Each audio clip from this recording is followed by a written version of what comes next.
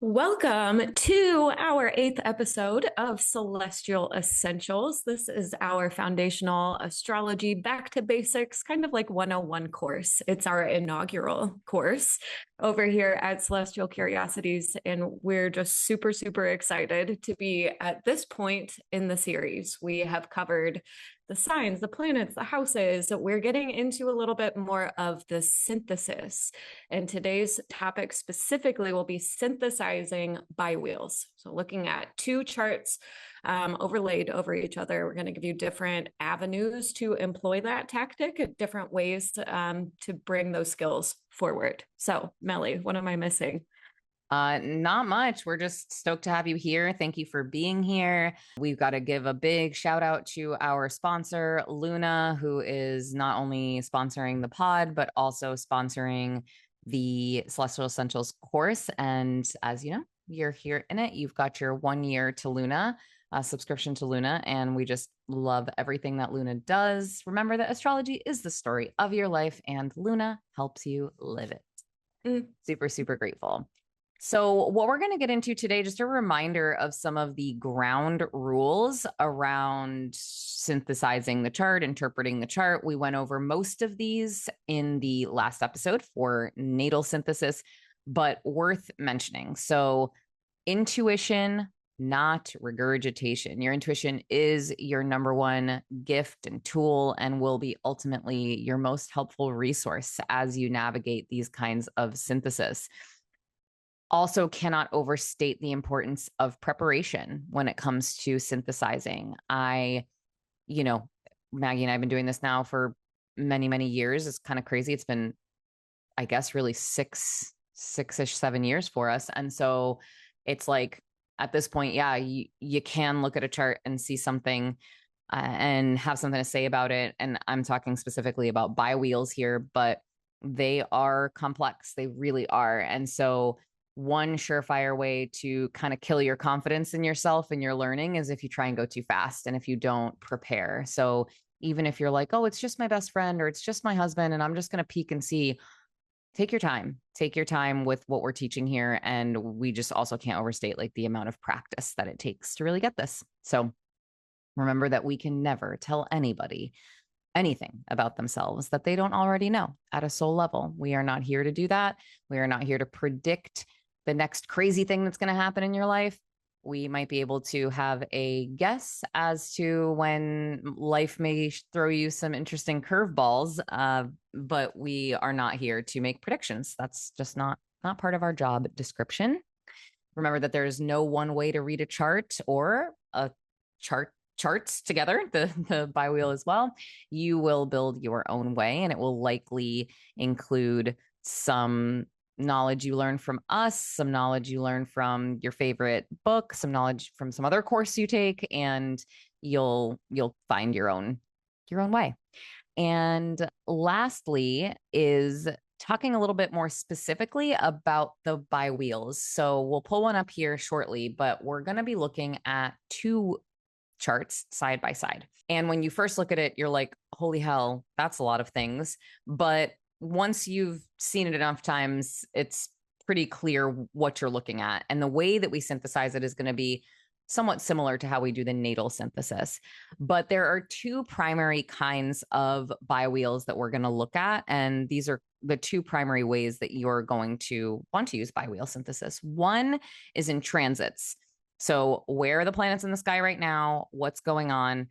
And how is that impacting my natal chart, right? So we've definitely mentioned sort of more pop astrology throughout. And when you're scrolling through Instagram or TikTok or whatever, and you see all of a sudden, hey, Uranus just entered Gemini, and you get this 90-second, like just download of what that feels like.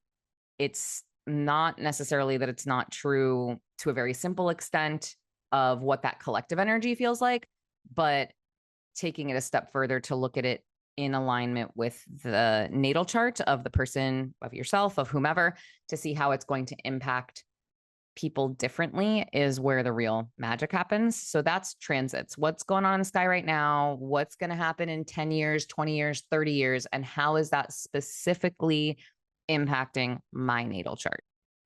And the second kind of biwheel that we look at is a synastry biwheel. So synastry between myself and Maggie, between myself and my husband, between you and your kid, your mom, whatever. You can look at synastry between any two people. And we will be following our thread from last episode, and we'll be looking at what's up with Will Smith and Madonna. No idea if they have any actual connection in real life or if they've ever done any sort of collaboration or anything. I don't know. Did you look that up? I did I not. thought, okay, I wasn't sure told if you you. did. Yeah, but that's what we're going to look at today to use our examples and teaching on how to move forward with the biwheels. So I think at the moment, that's all I want to say, and I'll have you jump in. What are we going to look at first? I'm going to bring up Will Smith. We have his chart here in the middle. He was born September 25th, 1968. So we see the sun in Libra. That is perfect. And then we see the transits, or where the planets are currently at this moment in time, how they would fall into his natal chart specifically. So if you remember from the planets episode, we've got our board of directors here. All of these symbols around the outer circle are where the planets are here and now today. We'll look at the sun first. It is in Taurus. We are in the midst of Taurus season right now. So we just get a little double confirmation that this is the appropriate chart. One of the things that I go to first when looking at a transit chart is to see where these planets, what houses they are falling into in the chart of the native. In this case, it is Will Smith. So that's right out of the gate. Just kind of look to see. We see the sun is moving through his 12th house. So we'll look for that. If I want to look for a certain board of director member, where's his motivation right now? What is frustrating? What is motivating? I would look at Mars. Mars is moving through his 11th house. So we get clues about him and his life that way. We also look to see what planets are interacting. So if you're looking at the screen, hopefully you are. You can see Mars at 20 degrees of Aries. That's where it is today in the sky. It is just about to pass over where Saturn was when he was born. So that gives its own unique flavor as well. So we can look to see, just again, a reiteration, we can look to see which areas of life are being activated by the transiting planets. We can also see the relationships between the board of directors of the sky today versus of the sky the moment you were born. Awesome. Perfect.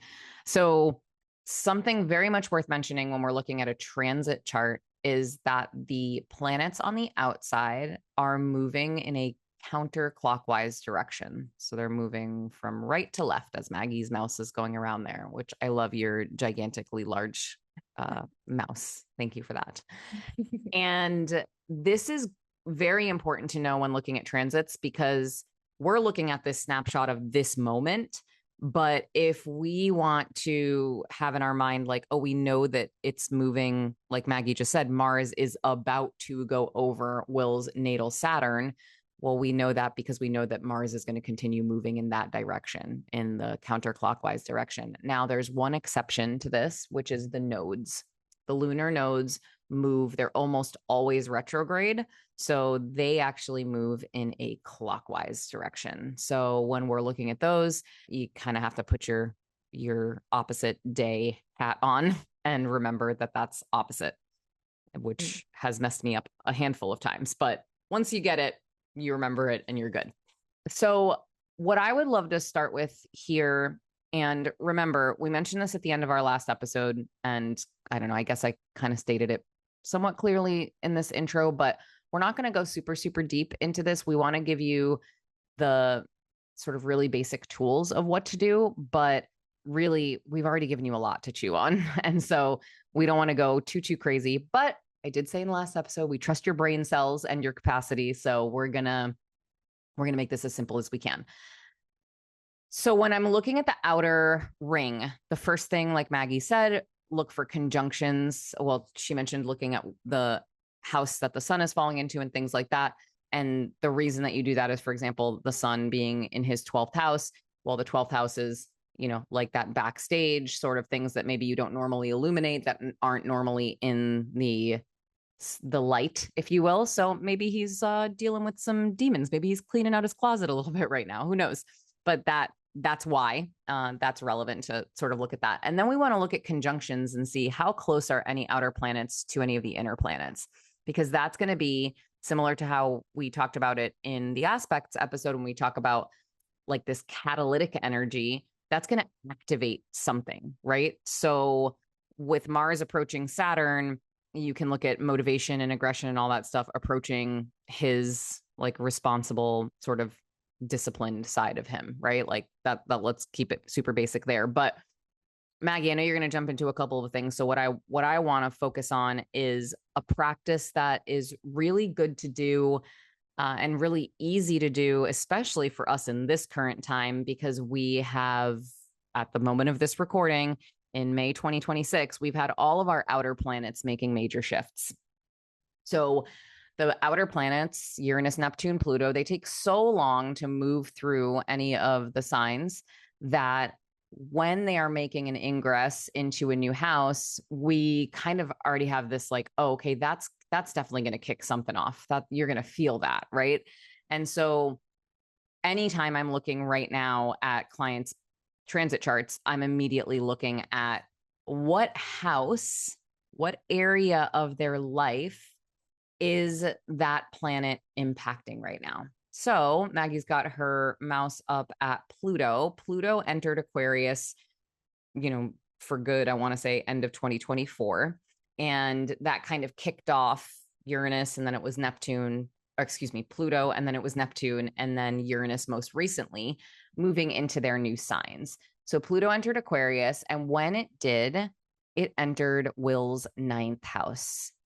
Now, Will doesn't have much going on in there. He's got his midheaven, which is kind of how he presents out there in the world in this kind of Aquarian nature, but not too much else. And because Pluto moves really slowly, we see him there at 5 degrees. Is that 5? I'm so blind. Mm-hmm.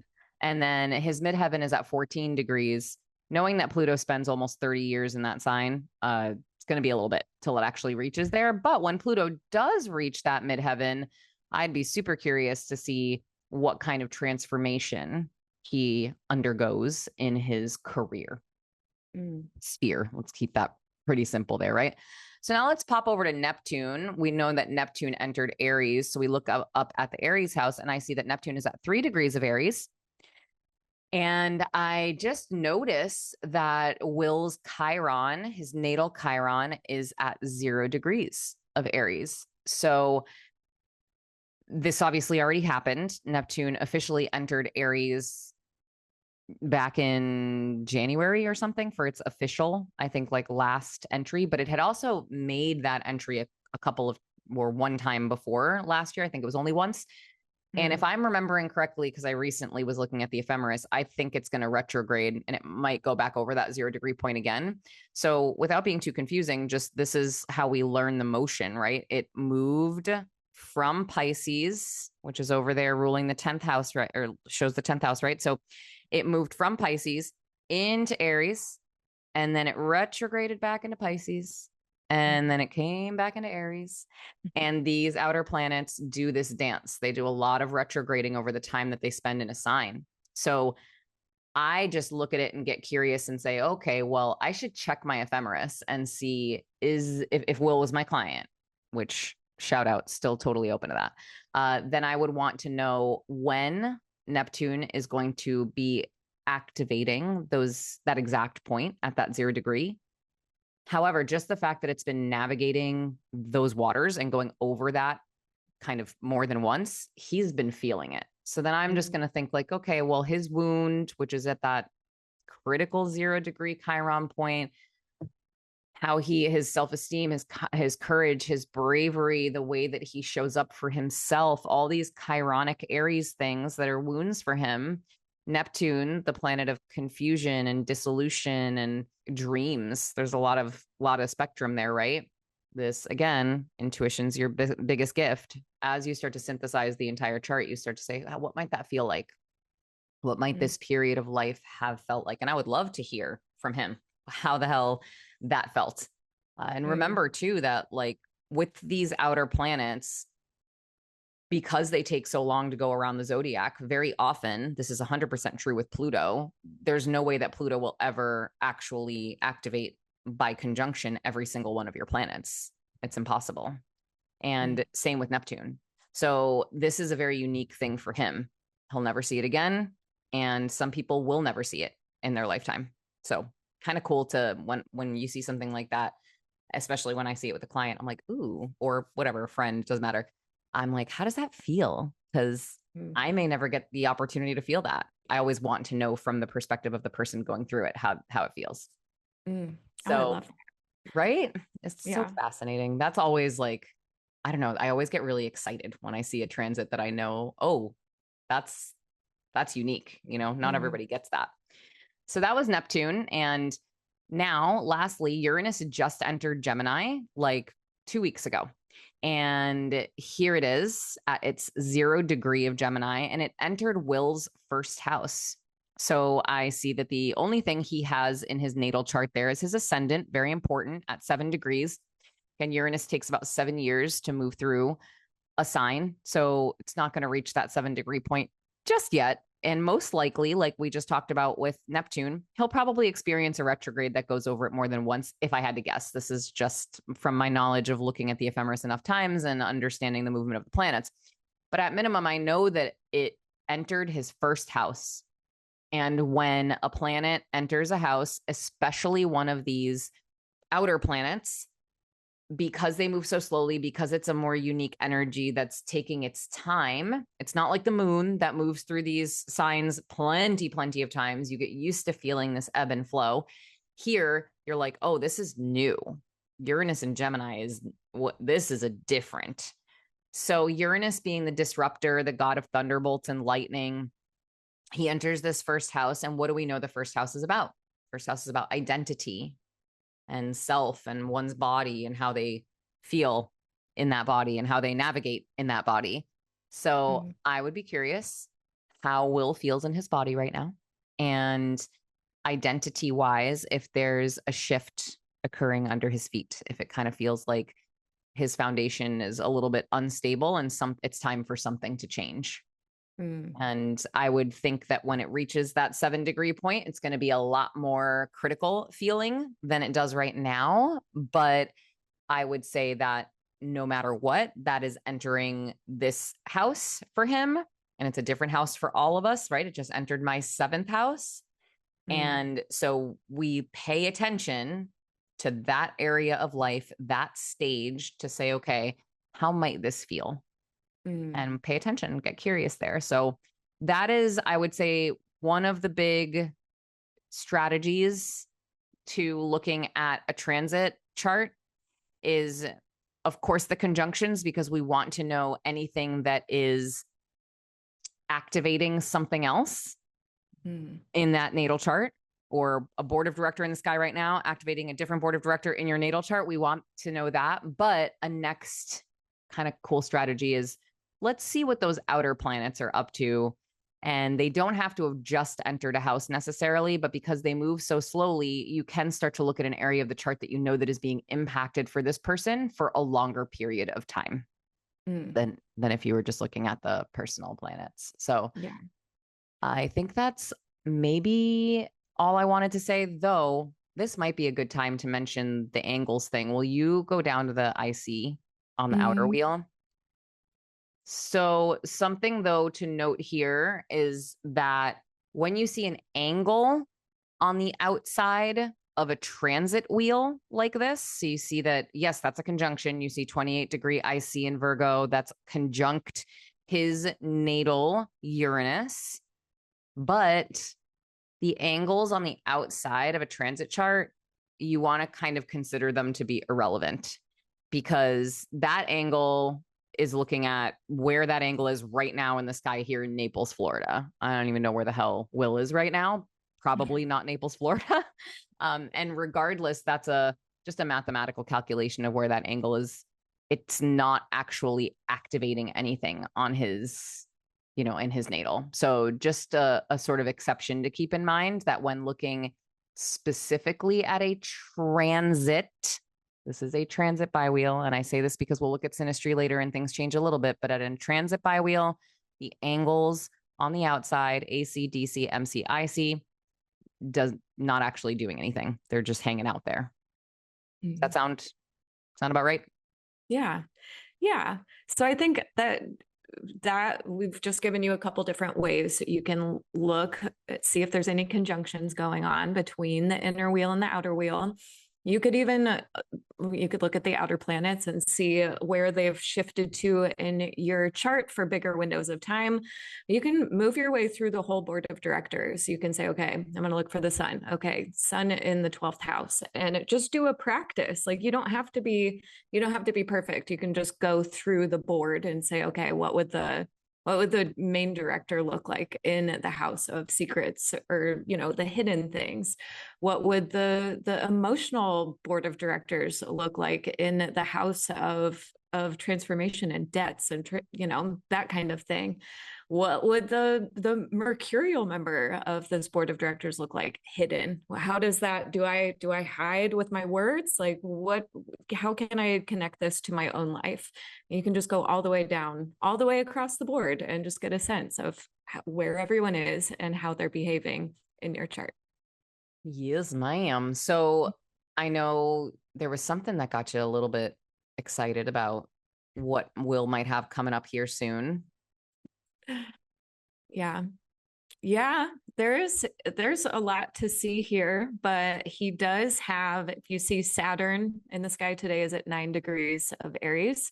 When he was born, Saturn was at 23 degrees of Aries. So Mr. Will Smith is approaching his second Saturn return. So this is the second trip all the way around the sky that Saturn is going to take, ultimately landing back at that 23 degrees, which is where it was when he was born. As with any planet returning back to its position in the sky at your birth, it's kind of a rebirth moment. It's kind of like a personal rebranding. Like Saturn, this big responsible character, has gone through each part of your chart, hopefully bringing a little bit of responsibility and dependability, kind of helping you mature and advance in your own life. And we don't get to rush through that. We don't get to do that until we get to a certain age and we've lived a certain number of days.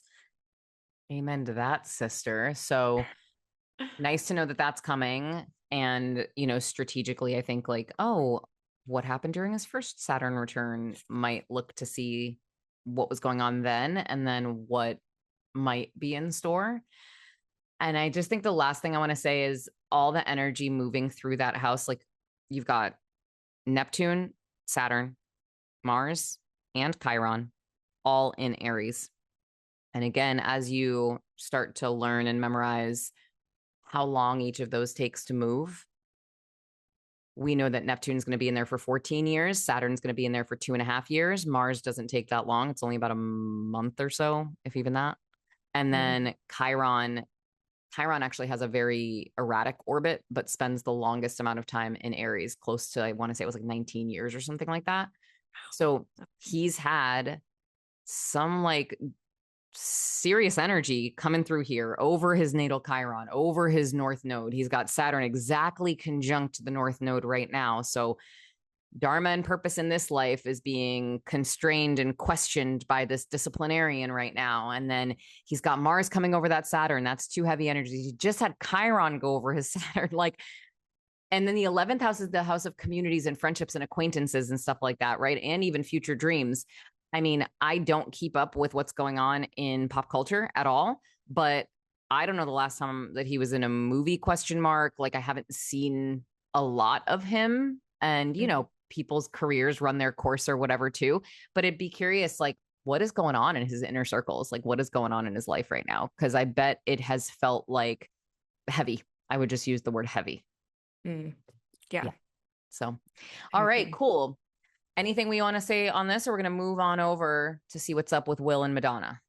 Let's look at their synastry. Okay, perfect. So that was transits. Have fun with that. We'll be doing a lot of practice in class so that you can get a little more comfortable with that. And now on to Will and Madonna. So there are a couple of different things to look at here. It looks very similar, obviously, to the transit wheel. If you were just looking at one or the other, you wouldn't know. But on the left side of the screen, you can see it says Will Smith at the top and then Madonna on the bottom. So whatever chart is on in the inner circle is the one that's on the top. So Will Smith we have in the middle here, and then Madonna is on the in the outer wheel, I should say.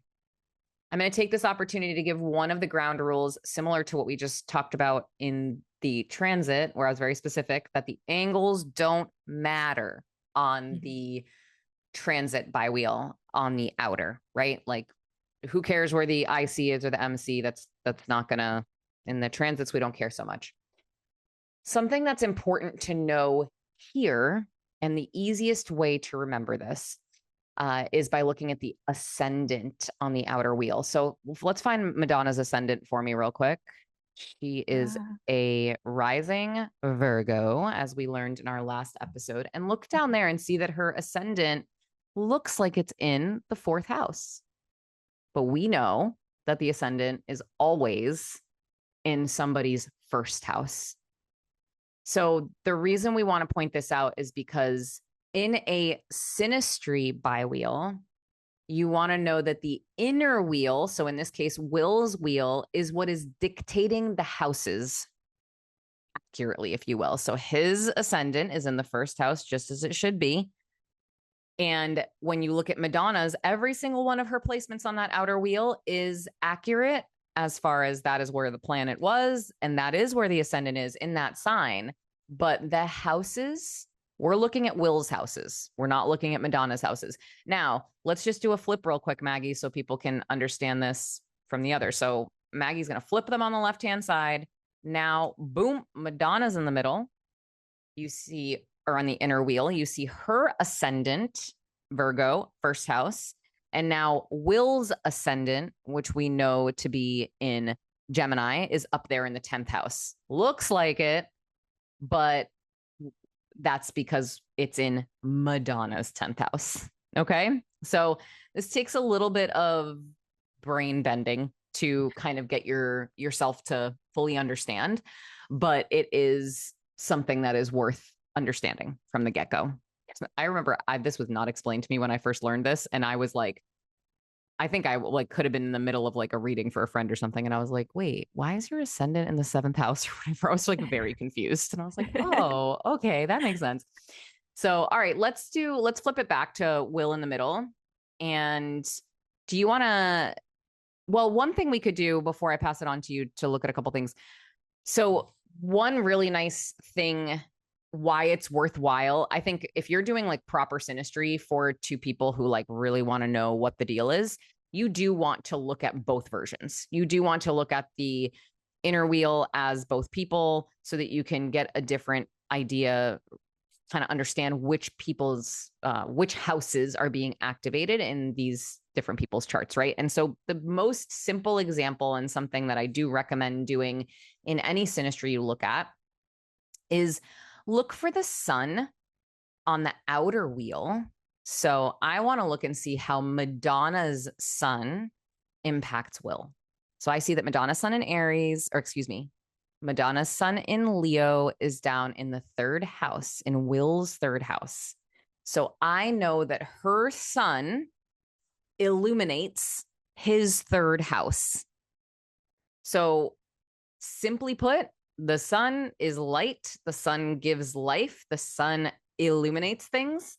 And we know that the 3rd house is the house of communication and short-term travel and all these things. But with communication being the main thing, I would say that I wouldn't be surprised if when Madonna and Will are in the same space, she brings that communication out of him, if you will, that Leonian sort of flavor that she so naturally embodies. He might be a little bit more encouraged, inspired to bring out of himself. Is there anything you want to add to that? I think just, if we would imagine these 2 people interacting in a room, I think that the energies that they would wake up in each other, I think they would have a very easy time connecting using words and dialogue, connection, just all that kind of where they might not have that same kind of connection with other people in the room. This is just something special between them. So, yeah, look to see where the sun in someone else's chart is falling in your chart to get a sense of that piece of you that maybe they wake up just naturally. Yes, love that. So let's swap it just so we can see the same from how it is that Will Smith's sun impacts Madonna. So we look on the outer wheel, we see that his Libra sun is activating her second house or illuminating her second house.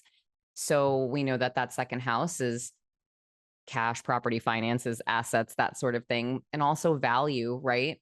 So I would imagine that generally, again, I guess it's pretty easy to fall into saying, like, oh, you'd probably feel pretty good in that area or whatever. I think this one's a little bit deeper to get into than the third house, with communication being a little bit more of a simple one. But we look at, Libra's peace and harmony, and she doesn't have, well, she's got her North Node and Jupiter. So she's got two placements in that second house.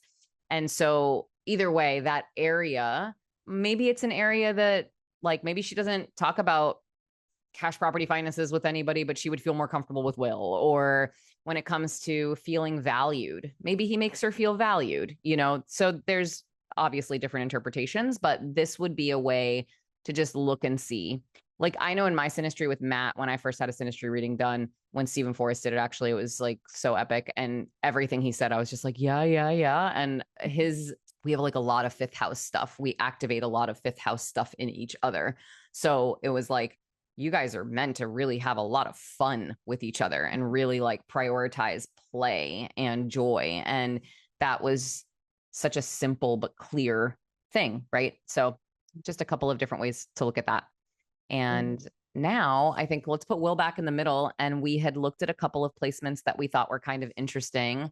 Maggie, I know your eye went directly to one that you wanted to look over. Yes.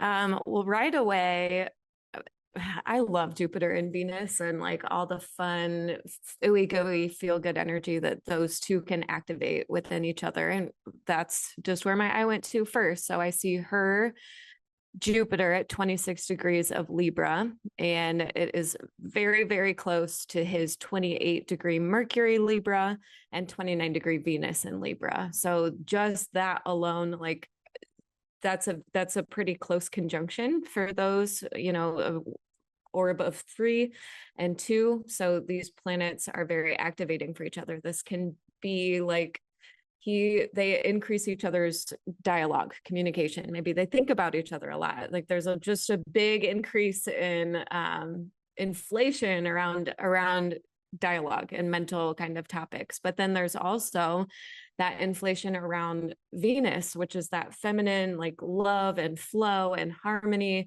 So I think that obviously there's a lot more to look at than just this one configuration, but Jupiter and Venus usually feels really good when it's together like that. So I would imagine that this is a relationship that also feels pretty good if they know each other.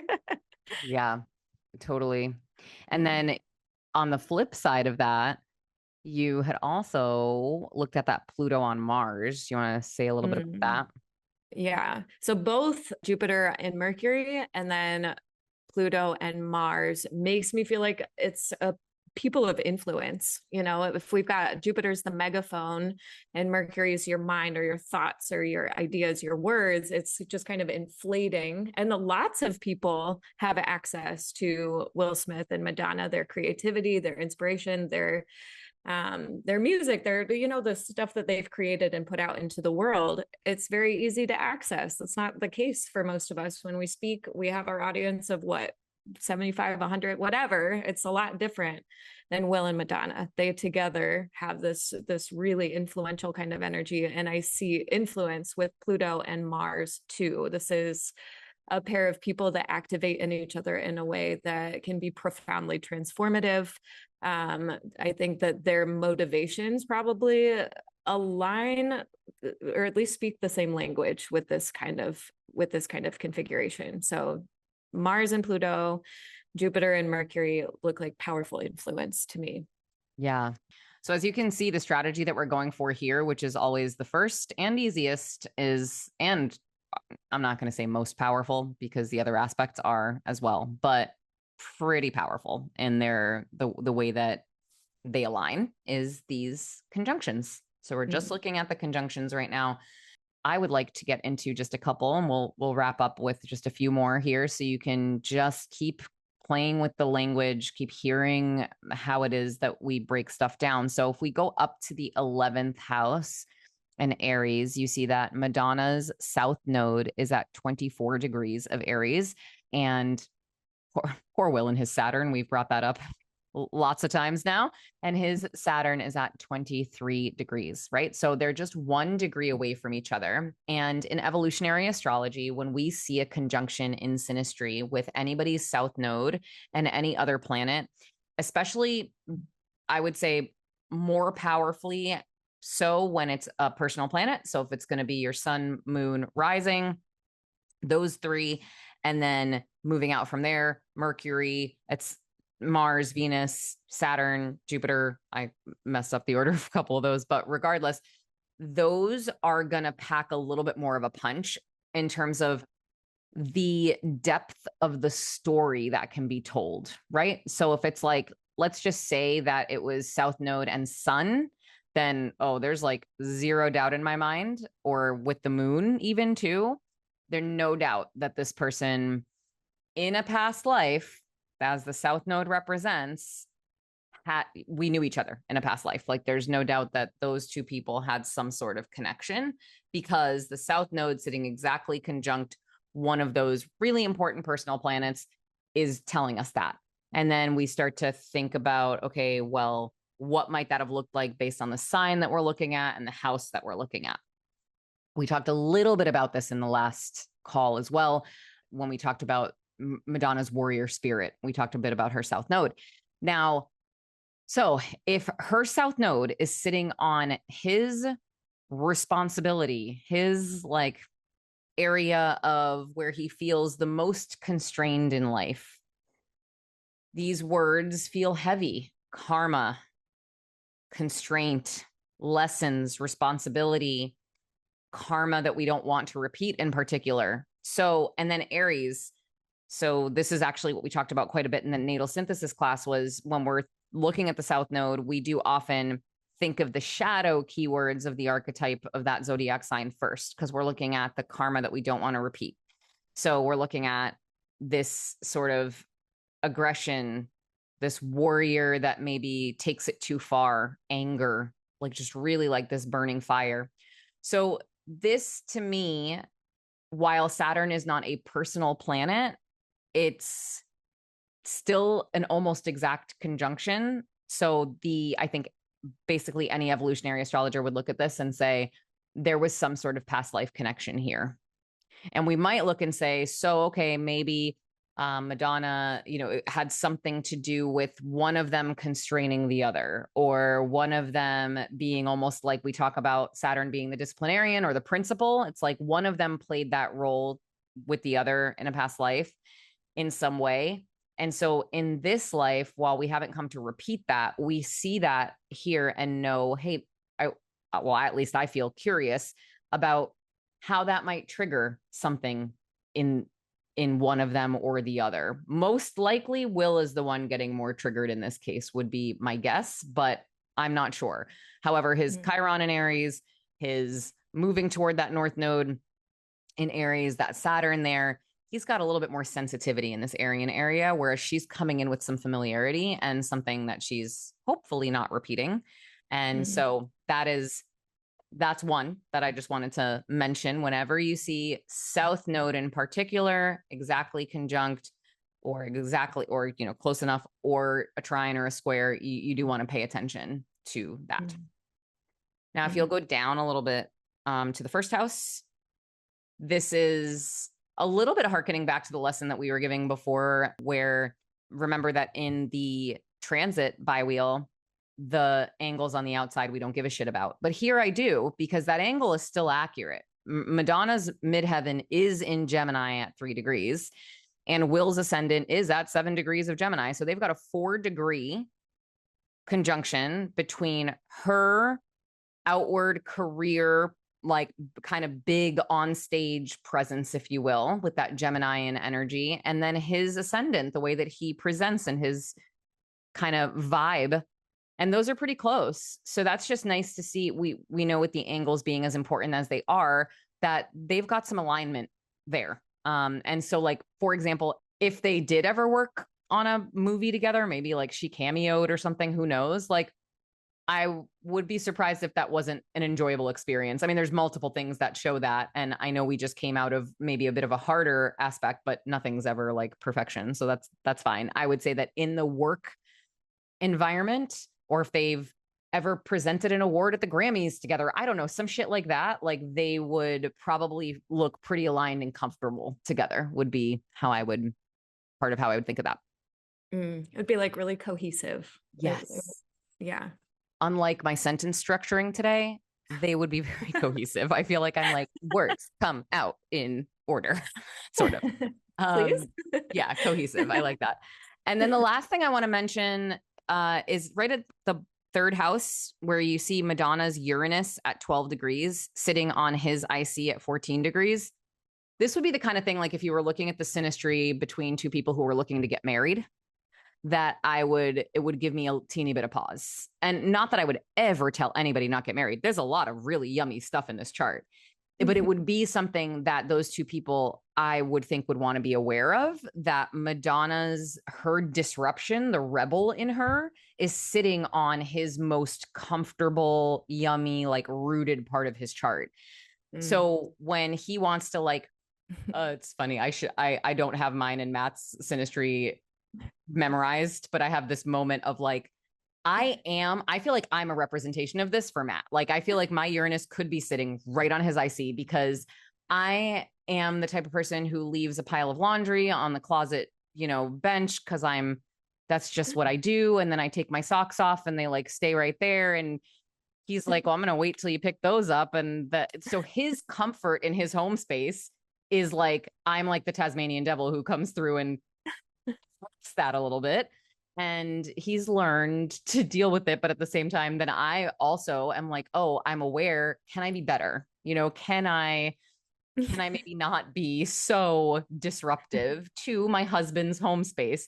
We're always learning some shit. So anyway, that would I just saw that and thought, well, if they were looking at getting married or living together, I'd be like, this is something to perhaps consider.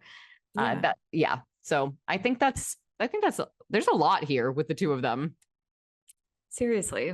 It would be fun to look at a catalog of their interactions with each other. Yeah, that would be awesome. Well, I think that kind of closes it out. We wanted to keep it as short and sweet as possible, with as much practical advice to get rolling on this. But I think that's it. So we have officially made it to the end of our essentials. And that is really exciting. Yay. So if you're in class with us, then we are rocking and rolling and we're wrapping up.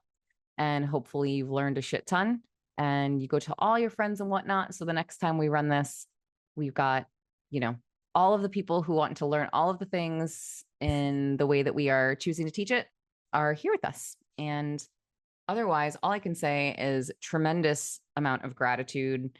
I got to give a big shout out of gratitude and just love to you, Maggie, because you couldn't have done this without you. There's no way this would have come to life without you. And as my Gemini in the 7th house loves to continue learning how important partnership really is to me, as Arian and as independent as I am, creating something in partnership is like way more fun and way better than just doing it alone. And I think what we've created has just been so fun, and I'm really proud of it, and I'm proud of us. And I just thank you for all of your hard work in making it happen. And thank you to everybody who's listening, because if you weren't listening, we wouldn't. Well, I've said this before, we'd probably still be talking. But anyway, we're still for you. Yeah. So do you want to close out with anything, Miss Maggie? Just adding more gratitude to that dump truck of gratitude, because it is I've never made anything like this before. And I certainly I certainly wouldn't have been able to do it without you. It would have sucked. So it's way more fun to have two brains instead of one. And I Yeah. just love it. So thank you. Yeah. All right. Amazing. One last huge thank you, as we always do, for the last cherry on top to the dump truck of gratitude to Luna for everything that they've done for this course, as well as sponsoring us. We're super grateful. And we're going to get back to regularly scheduled programming now. So get ready for some more topics that we'll be getting into this season, different topics that some that y'all have requested over time, ones that we're just still interested to get into. We will be having 2 guests per Zodiac season this time around. So we just, had kind of one on average last year, and it started picking up. And now we will continue with that. We've been really enjoying having guests on. So we'll be doing a little bit more of that.